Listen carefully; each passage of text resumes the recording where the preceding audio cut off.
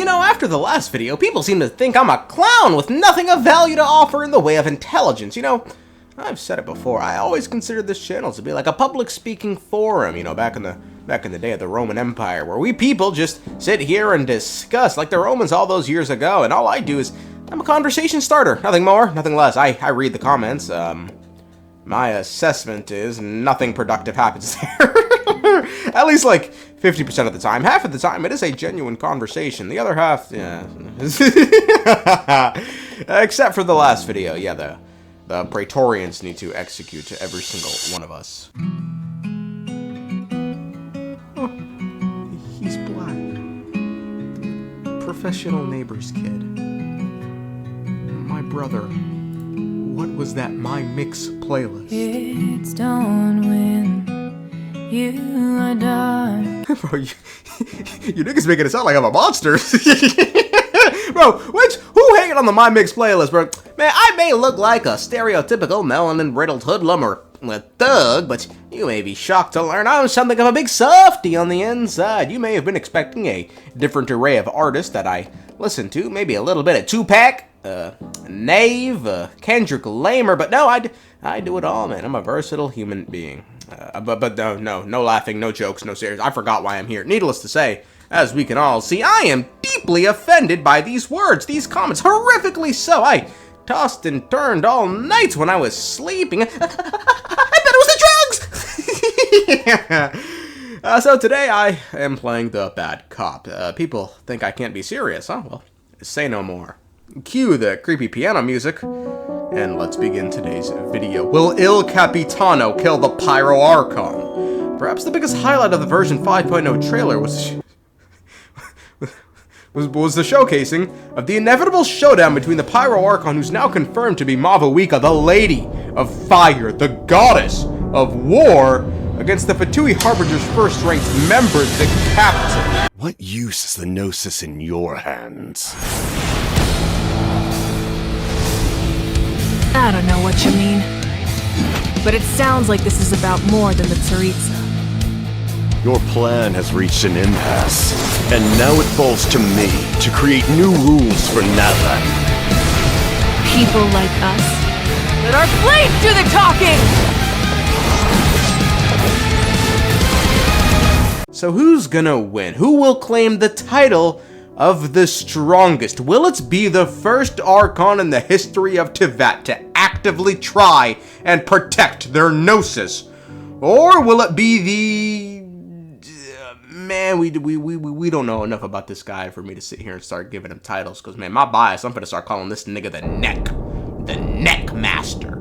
The strongest neck. You know what's actually kind of funny about this fight, and a little bit disappointing, is that the high stakes nature of this battle, you know, it's proposing is kind of like, someone's gonna die. It's kind of being tossed out of the window when you take into account that this is the land of resurrection. So in that sense, it's kind of like, It's like in Star Rail when Penacony happens to be the one place where characters started dying, but it's like, well, Penacony's also a dream world, so I guess we'll see how long this lasts. In any case, in about a week, it's gonna be fight night, dog. I feel like a pimp. I got my fighter, you got your fighter. Let's look at the tale of the tapes. In the red corner, we have Mavuika, an Archon who's currently in control of the Gnosis. Allegedly, I should add. You can never tell with these bastard Archons. Until I hear it directly from her mouth, she has the... no, even then, that's not really... I need to see it. I need to see her have the Gnosis. However, she not only... we'll just run with the assumption she does. She not only has the Gnosis as an Archon, the Pyro one, no less. She has the authority of Pyro, or a modified version of it, granting her far more control over the elements than one would ordinarily have. Furthermore, Mavuika is described as someone with supreme queen-like confidence, thanks largely in part to her many past victories, and I'm sure we will come to learn of them in the future. As a matter of fact, it may be a little too early to make this claim, but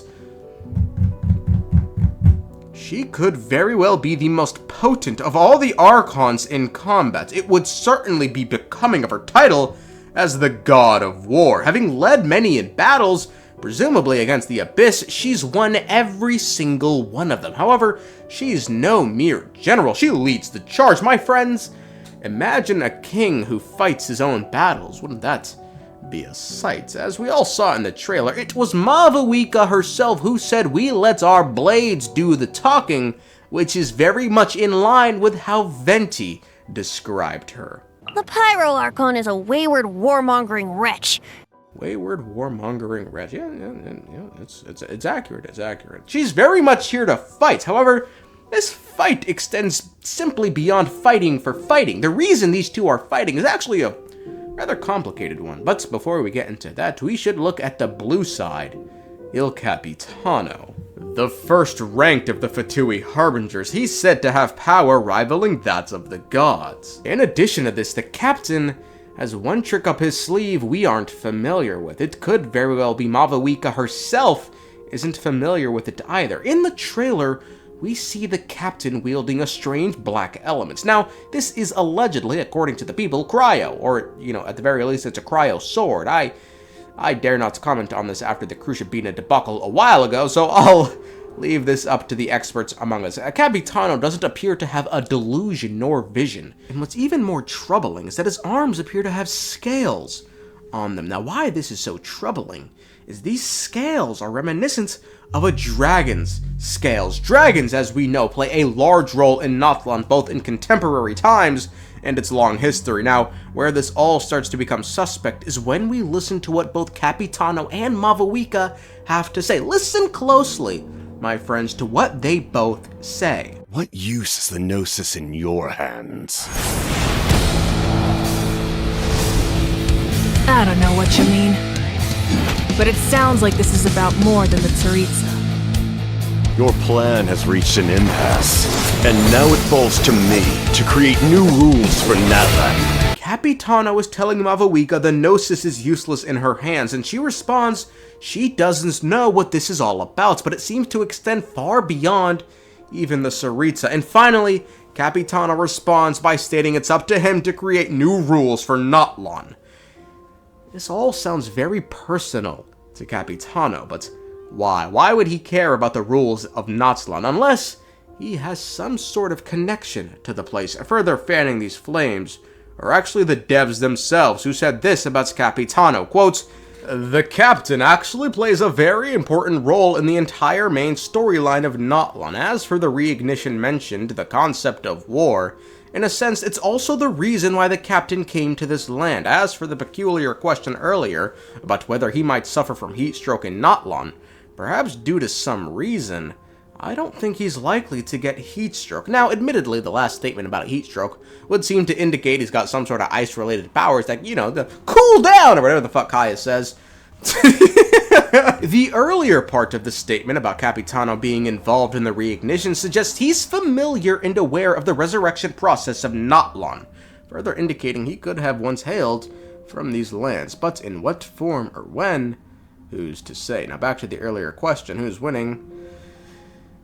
Honestly, before I stated, I think the Pyro Archon kills Capitano, and Capitano dies a glorious death showcasing the heart and soul of mankind, something like Escanor writes, the strongest god versus the strongest man, and while the strongest man puts up a fantastic showing, showcasing humanity won't go down without a fucking fight! Yeah, I don't know, these scales and this black power got me going, this does not bode well for my fiery friend here. The obvious answer right now seems to be Capitano kills the Pyro Archon, and then the Pyro Archon just gets resurrected. But, hey, mama ain't raised no bitch, so I'm finna stick with my earlier answer, man. Pyro Archon clean wipes Capitano off the face of the earth. And, if I'm wrong, I'm proudly wrong.